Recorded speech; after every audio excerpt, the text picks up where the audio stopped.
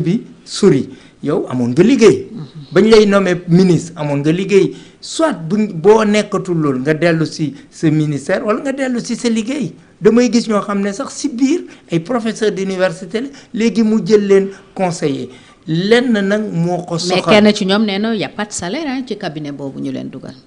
kenn si moom mu ne. amuñu salaire. mais loolu c'est inédit dans la République c'est-à-dire aujourd'hui moom am na ay député war na am un cabinet mais aujourd'hui pour jàpp ñoo xam ne daf leen bëgg a jàppale ci parti bi moo tax. mu def leen fidéliser leen pour fidéliser leen jox leen compte fay nañ leen fayuñ leen mais je sais qu'ils vont bénéficier quand même des avantages de la République. Parce que même boo doonee conseiller di nga am ay per diem. di nga am ay di nga am as tuut. léegi as tuut boobu nag. des indemnités quoi. as tuut boobu moom moo leen di tax mu fidéliser leen. mais c'est une honte pour la République moom bu fekkee ne dafa bugg yëkkati réew mi dafa bugg changer réew mi fu mu toog nekk noonu mu doon bànqaas bu am doole si dans la République mooy président de l'Assemblée nationale la. au lieu ñu continuer di wax dañuy contrôler diw di def ay commission et tout baax na parce que man je pense que le contrôle parlementaire est légitime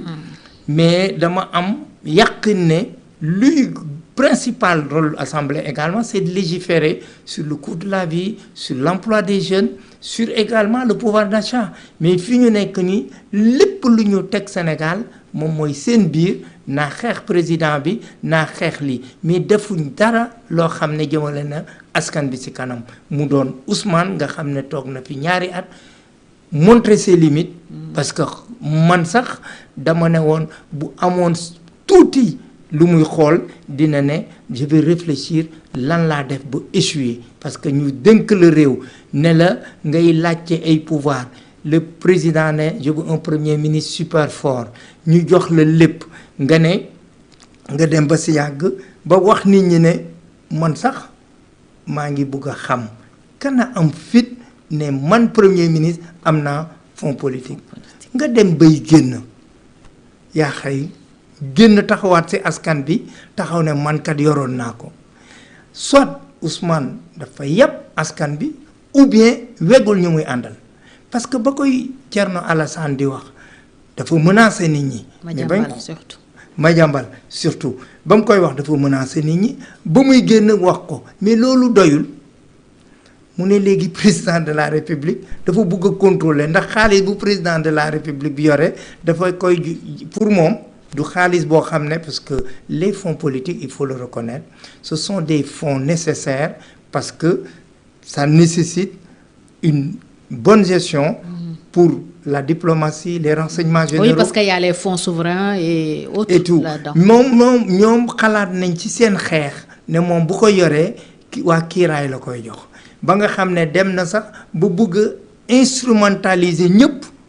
parce que lu muy wax gëmu ko moi je crois pas. ba ne dafay bëgg a def les déclarations de patrimoine moom premier ministre la il a géré nos fonds durant 2 ans nëbb nañu woon na am na fonds politique jël na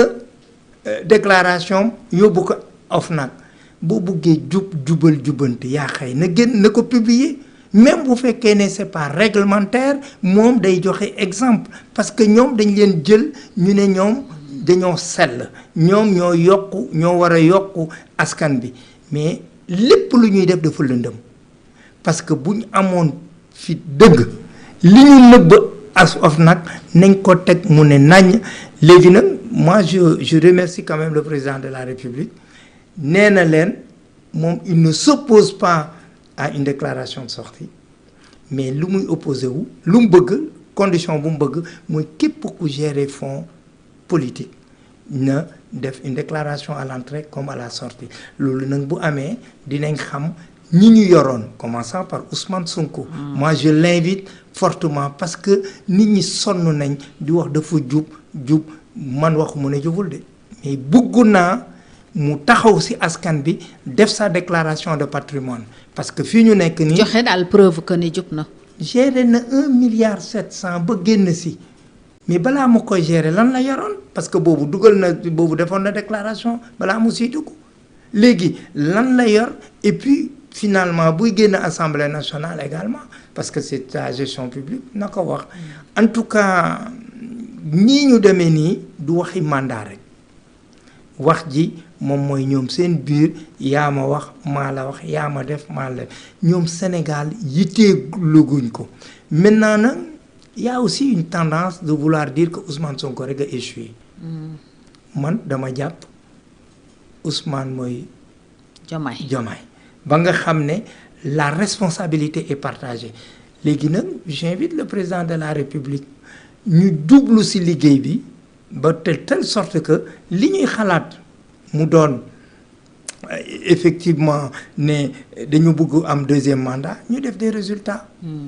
Ousmane à l'Assemblée toujours ñu des foofu initié woon révision boo xam ne conseil constitutionnel daf ko retoqué dañ ko dàq ndax dafa am ay manquements yu bëri yoo xam ne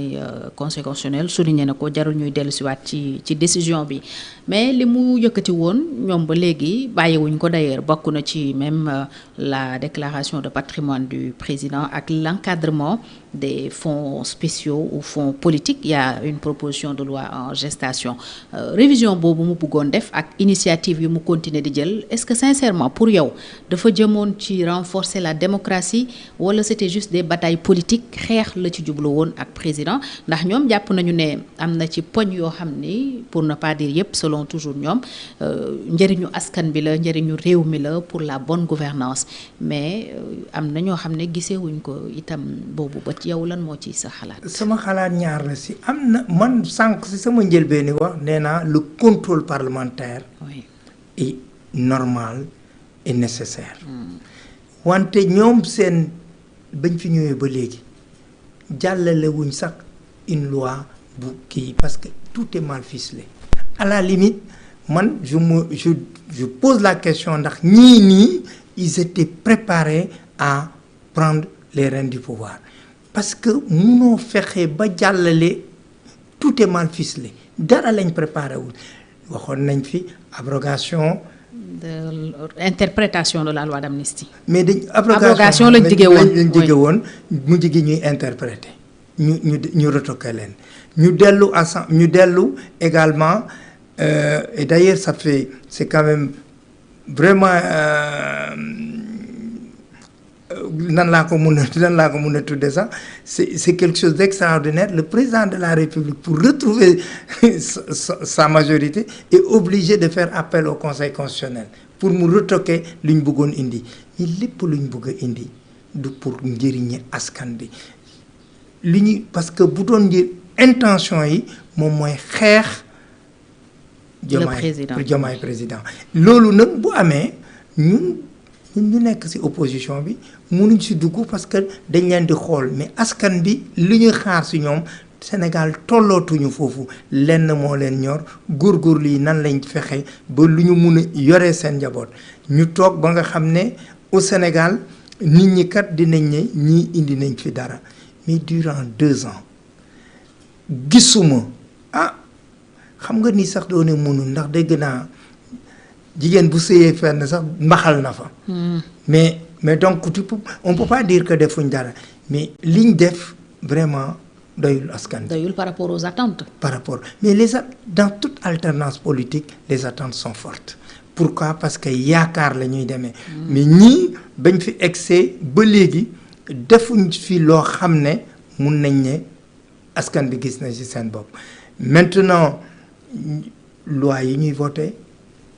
baax na bon na man dama ne intention bi moom mooy ñu ne nañ képp le président de la République te dem nañ ba tàggale ko nañ ko bàyyi mu liggéey mais boo xoolee boo defee une analyse très fine c'est-à-dire Ousmane Sonko a été le goulot d'étranglement de ce pouvoir xeex na ba jël pouvoir bi moom ak ñoñam mais dem na wane ne moom dafa tële ñu wax ko walla ñu bañ ko lenn la xam mooy xeex dellu na ci mënanam léegi nag dafa nar a saborder les 2 ans et demi mais bu fekkee ne un homme politique responsable qui ambitionne de relever ce pays na bàyyi le président de la République mu liggéey mais di teg ay loi yoo xam ne tout le contrôle c'est pour le président de la République man fa ànduma ak ñoom fu ma nekkoon ba léegi ñu nga fa je fais pas un appel du pied mais je suis un homme politique Sénégal moo ma ñor et je considère que aujourd'hui comme tàqale ko nañ kii mu ngi wër di jaay carte